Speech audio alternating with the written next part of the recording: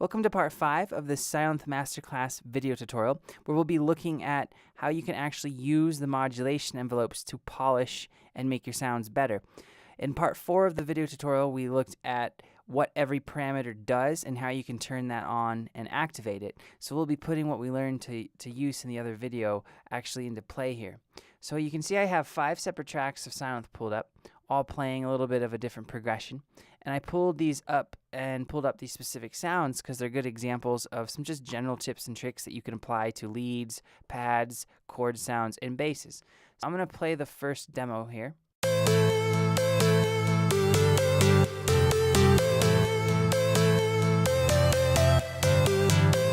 So that consists of a lead, which is this, and this chord synth.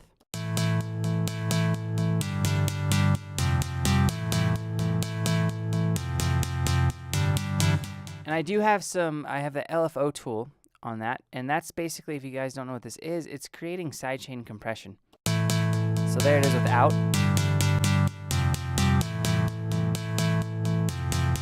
And with. Let's go through, let me open up this first sound here. I'm just going to solo these and play them together. Alright, so that is the mono lead.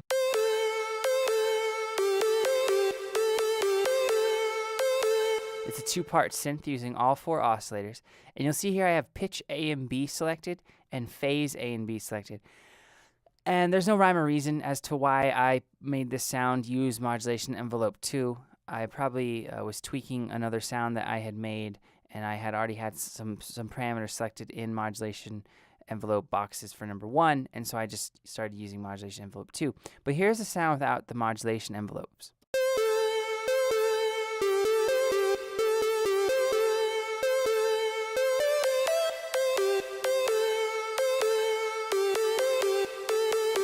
So you can hear the difference. It's subtle, but it makes all the difference when you're actually playing it with the chords. Like if I turn these off, you'll hear the difference. Now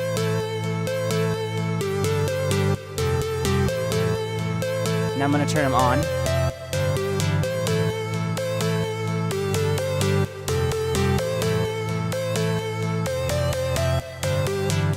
So you can hear how it's cutting through just that one sound a little better. Now imagine if I had kicks, claps, snares, hi-hats, a bass. You'd be pressed to kind of, with the sound how it was without the modulation envelopes, you'd be kind of hard pressed to get that to shine through the mix.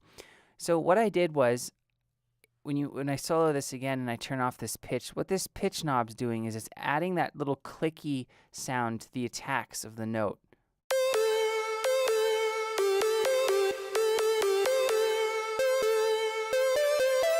And it's very high pitched because you're using pitch, obviously. So what that's doing is it's allowing it to kind of cut through the mud of the other instruments or the frequencies. So that's something that you can apply to a lot of different sounds in Sylenth, leads, basses. So all you do is load up pitch A and B, whatever the case may be. I loaded up pitch A and B because I have all 4 oscillators activated for this specific sound. And then what you do is you can do it 2 ways.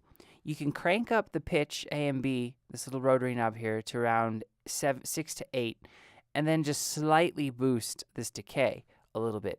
I'm going to show you what it sounds like if I just crank this decay up. What it's doing is it's boosting the pitch at that time of the decay. That doesn't sound very musical and good, but if you just bump this a little to around like 0.46, anywhere from the 0.40 to 0.50 range, you get that snap in the decay of your sound. So you're not going to really mess with the sustain or the release too much. Now the other option you could do is actually, if I double click this, it'll return back to 0. Just boost it a little bit, like just boost it to around 0.60, 50, anywhere in there.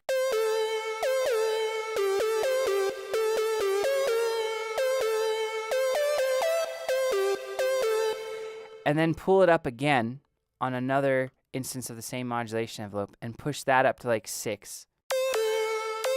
And then you get the benefits of both of them. So what one is doing is it's kind of adding this almost pseudo vibrato type feel.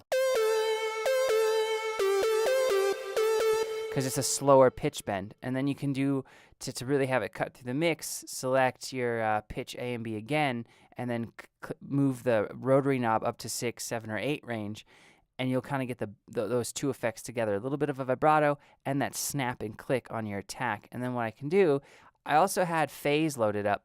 I had it up to about 6.29, and I just boosted the decay a little. It's just going to help thicken things up and make the sound less robotic. And you can select it with 4-layer sounds. It's kind of fun to select it for just A or B. So I'm going to select it for just A, because in part A I have a saw wave and a pulse wave. So now the phase of oscillators A are going to be a little bit different, which will be nice. If I solo that, unsolo that, and play it with the chords.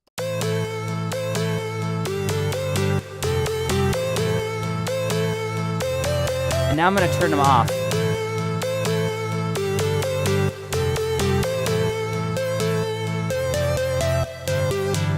So you can see, on its own, this is a pretty cool sound. It's all right. It's the middle of the road type thing. But if you add some of these modulation envelope destinations to it, you actually start to get a really cool sound that's actually starting to be mix ready.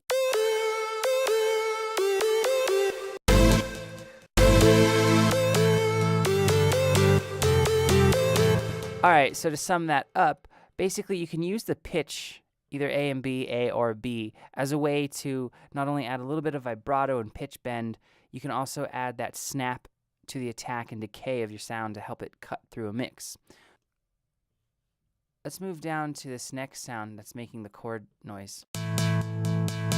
You'll see that I have cut off A and B and pitch A and B selected. So I'm going to turn both of those off right now, and you'll hear the difference. I mean, it basically killed the sound. So when you're doing sound design in Sylenth, you don't always want to crank up the filters as you're making it. That's kind of an annoying sound because of the noise. So I had the filter control all the way down.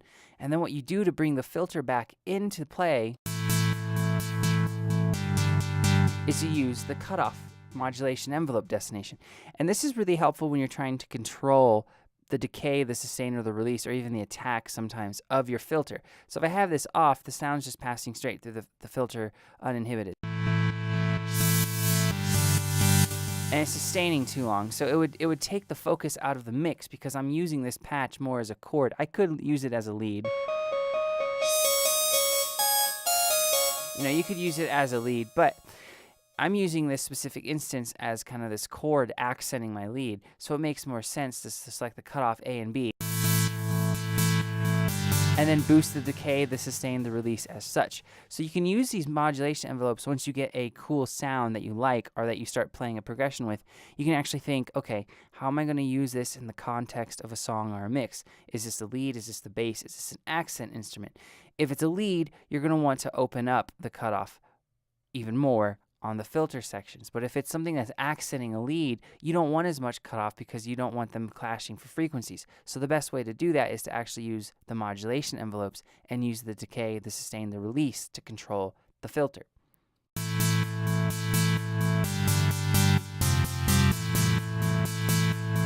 And then I did the pitch A and B trick on this as well, where I boosted it to actually 10, and then I just boosted this to maybe 0.23 or anywhere in there, just to give it that little bit of attack and that little bit of snap, so it's not as blah and bland on the decay section.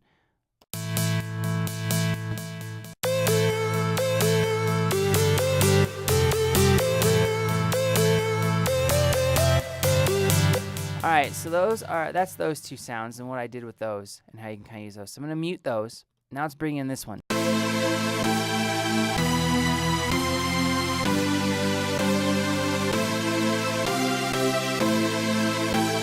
So same type of thing. I'm using the same destinations, cutoff A and B and pitch A. But I am doing it for a different purpose. Let me turn them off.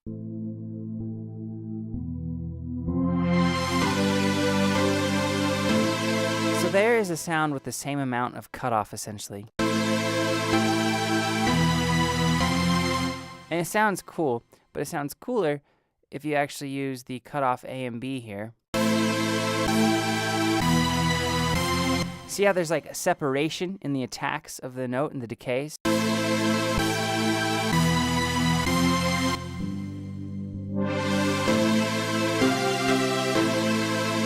So in a mix, again, I'm thinking these modulation envelopes really help when you start thinking of mixes and actual productions.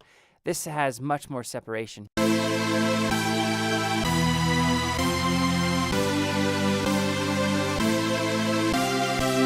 So that's kind of how I'm using that. For those long, drawn-out sounds that you might put a sidechain compression on, it helps to be able to hear the attack and the decay of your notes, chords, whatever they may be, very, very clearly. And then also I had this pitch A going on. And that's adding that little squeak. So I actually boosted this to about 2.5, and then the decay up to about 0.80, so almost 1. So you can actually really start to hear that little squeak noise.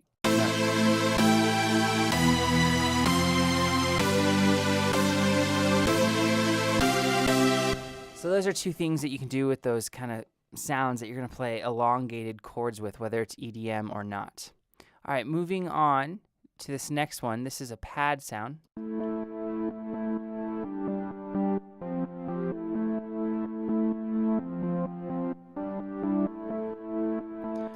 Now, just as a side note, Sylenth is not my favorite sound to make, or favorite synth to make pads in. I would actually venture to say that those are some of the hardest sounds you can make in Sylenth, just because of the waveforms that you're afforded. So you can do some unique things though with the modulation envelopes. You'll see here I have pan B and pan A, and it could be pan A or pan B. That's just how I did it. No rhyme or reason there. So I'm going to take these off. So it's pan B and pan A, right? So right now it's just kind of a sound with a lead sound without much of a cutoff difference, right? Not a lot going on in the sense of making it a pad. Well, what you can do is if you select pan B or pan A, depending on which ones you want to do, and then I panned one all the way to -10 and one to +10. So one's basically to the left, one's to the right. And then mess with the decay and the sustain, so you start to get this more spread out feel, but then boost your attack. So you need to mess with the decay and the sustain or the release to actually hear what you're doing. If you just leave those at 0, like we covered in part 4, you're not going to hear a change to the sound. But then boost this attack. So then as I'm holding out, so these short notes right here, you won't get an effect, but these long ones you will. And it will start to pan things left and right. And you can see that on the fader. See how those are dancing around? And now if I boost my attack a little on my actual amp envelope for both part A and part B, because it's a 4-part sound,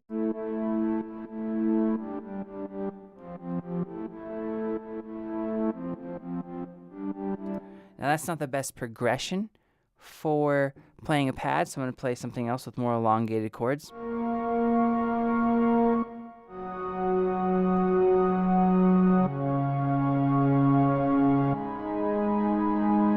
That was a wrong note, sorry about that.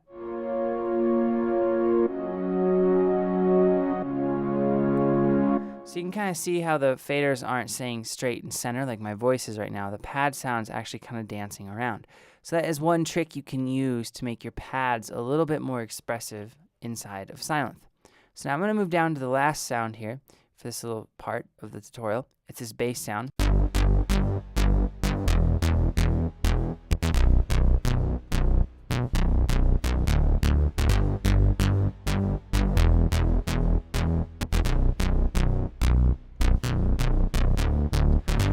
So if I take this, I just did cut off A. If I take this off, the sound's going to be very different. And if I adjust for the amount of cutoff filter that I lost, it's a totally different sound. So if I bring this cutoff A back up, what I'm doing with this is I'm not just using it to open up the filters. I'm using the decay control to kind of make it more of a plucky bass, like an old school mini Moog bass. See, if I just boost the sustain, it's a lot like what I just did when I had the modulation envelope turned off and I jacked up the cutoff. So what you can actually do is you can actually change your sounds. You can change it from kind of this legato mono type bass to something that you could use as more of a plucky type of a bass line or a lead. I just selected cutoff A with this because this is just a one-part sound. I'm only using 2 oscillators. So if I jacked up that sustain, it's going to be more of a straight-up bass as opposed to just doing the decay.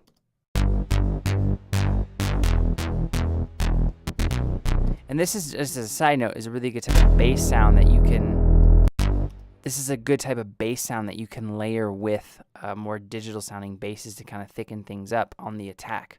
So that covers 5 tips and tricks that you can kind of use in the modulation envelopes to really polish sounds and even change the sound from kind of a legato sound to a very plucky and percussive sound. So the next part we're going to be looking, in the next video, we're going to be discussing the LFO panels, and that will be part 6 of this masterclass tutorial. I'll see you there.